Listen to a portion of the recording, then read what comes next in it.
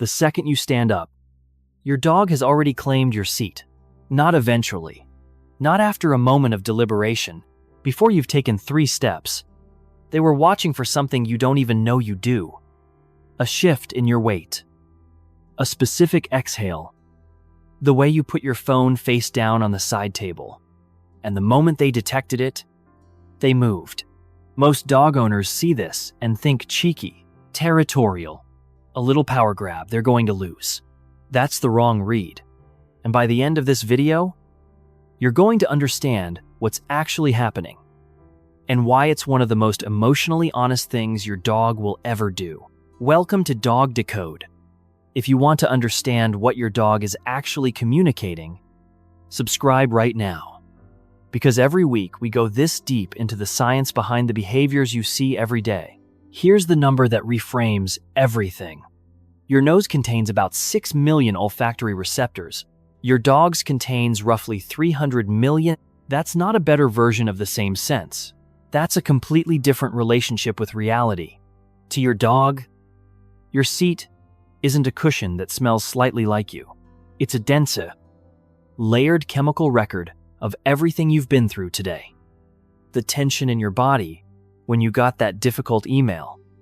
The calm that settled in when you finally stopped moving.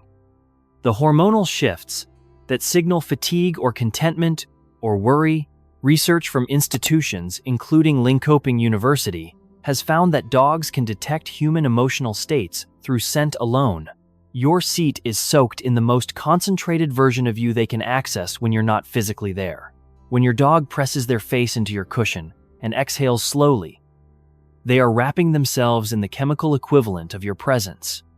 Not laziness, not convenience, en ancien. Deliberate act of seeking comfort in the closest thing to you they can find without you actually being there. And that is only the first layer of what's happening, because here's what almost no one thinks to ask if this is about your scent. Why do dogs also seek out your shoes? Your unwashed laundry. In your pillow when you travel. Why specifically the items that carry the heaviest trace of you? The answer to that question changes what you think you're watching. Every instinct tells you your dog is taking something from you, that they're being cheeky, dominant, winning some territorial game you didn't know you were playing. That's an old idea. And it's wrong. Dogs descended from pack animals, where one of the most important roles any member could fill was protecting the resting place of the individuals they were bonded to, not occupying it for status, guarding it, preserving the presence of the person who mattered most. When your dog takes your seat, a significant part of that behavior is preservation. They are holding your place, keeping your scent concentrated and intact, maintaining, in the most literal physical way available to them, your presence in the space where you belong.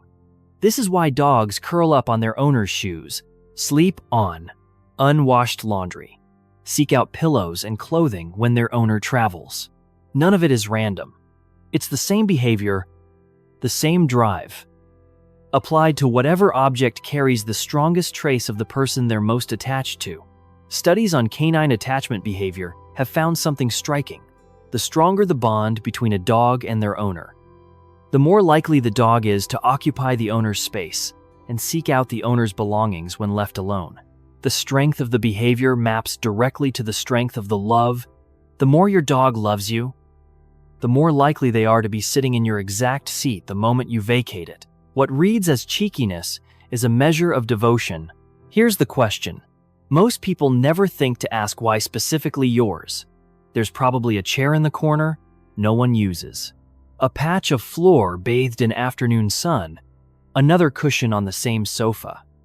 Equally warm, equally available. Your dog walks past all of it. Every time. That is a choice. And it tells you something specific. Dogs spend their entire lives building a detailed internal map of the humans they live with. Who controls the food? Who opens the door? Who sits where? For how long? With what kind of energy? Over months and years. They are cataloging continuously.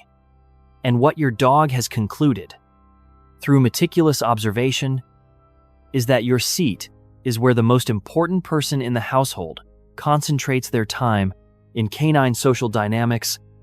The resting place of the most significant individual in a group carries weight, not dominance in the aggressive, outdated sense that old training theory promoted, but significance.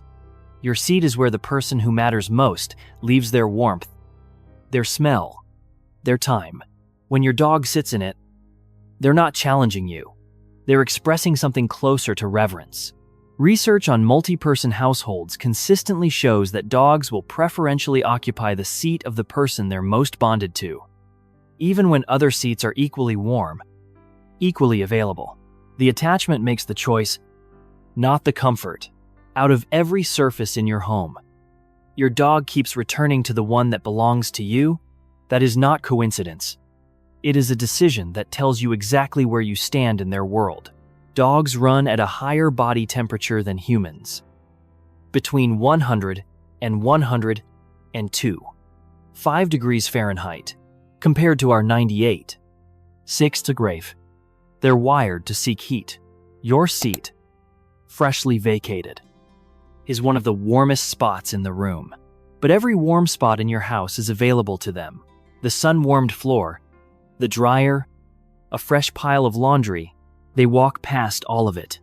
They don't want warm. They want your warm, and smells like you. Warm and feels safe. Warm and carries every layer of meaning we've been talking about. The heat matters, but only because of what it's attached to. This one stops people cold. You haven't moved yet. You're still sitting there.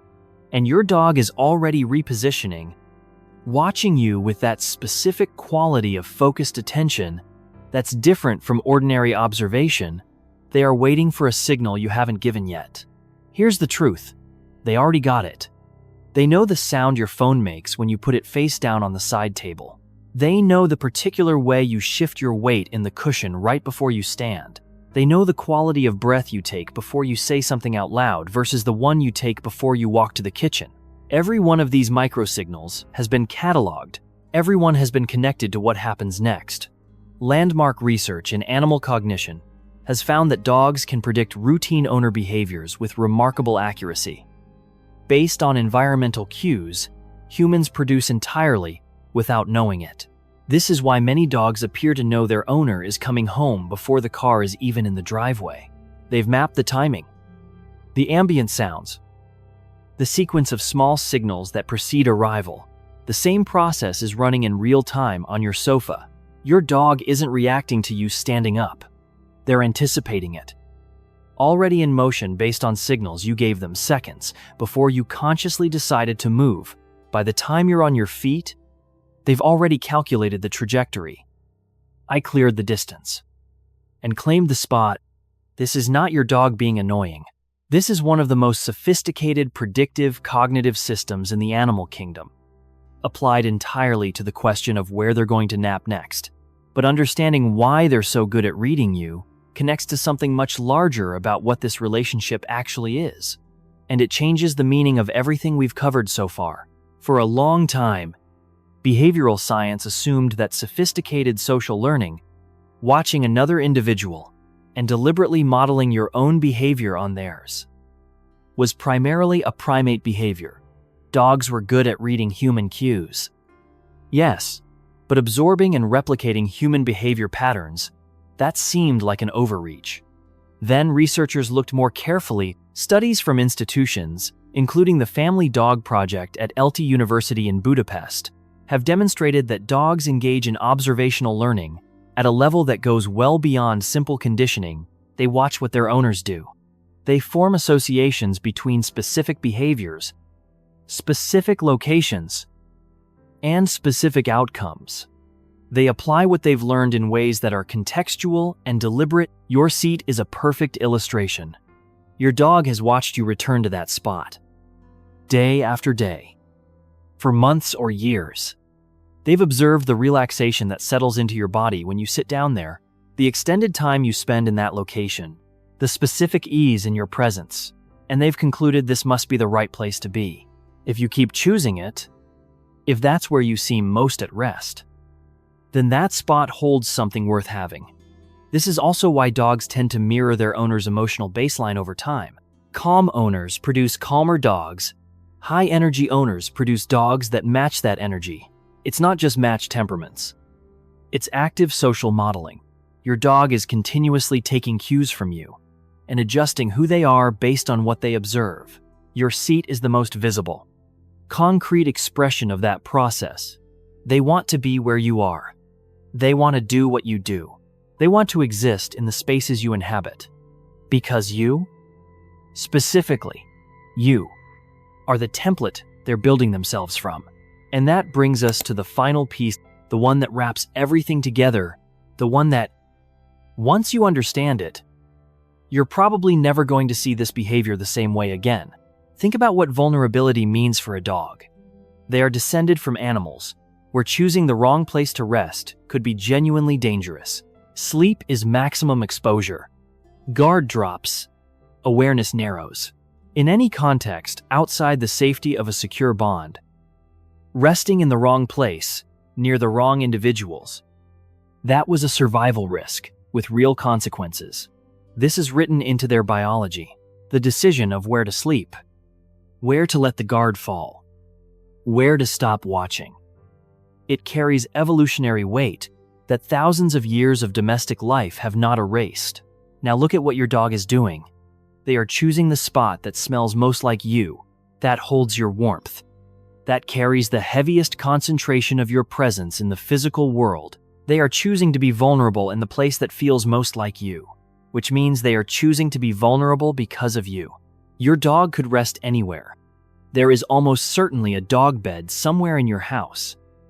One you spent real money on, that they walk past every single day. There's the sunny patch on the floor, the corner with good sight lines, a dozen other options, and they choose your seat. That is not habit. That is not convenience. That is your dog telling you, in the clearest way, their behavior allows, that you are their safe place, that your presence, even the residual impression of it, the scent and warmth you left behind after you walked away, is enough to make any location feel secure, that the world is manageable and worth resting in, specifically because of you. Research on attachment in domestic dogs consistently finds that the strength of the human-dog bond is one of the most powerful predictors of a dog's overall well-being. Stress, resilience, and confidence across contexts, and the behaviors that express that bond, seeking the owner's scent, occupying the owner's space, remaining close to the owner's presence in whatever form is available, are among the clearest indicators of how deep that bond runs. So the next time you come back from the kitchen and find them settled in, looking up at you with those completely unapologetic eyes, don't rush to move them. Sit down next to them instead, because what they're doing in that moment is not rude. It's not dominant. It's not a game you need to win. It's love, the quietest, most biologically honest kind of love a dog knows how to give. They've taken everything that smells like you, everything that feels like you, everything that reminds them of you, and they've wrapped themselves in it, because to them, there is nowhere better to be. If this video changed the way you see your dog, even a little, that's what Canine Mind is here for. Subscribe. We do this every week. And share this with someone who has a dog that takes their seat, because now you both know exactly what it really means.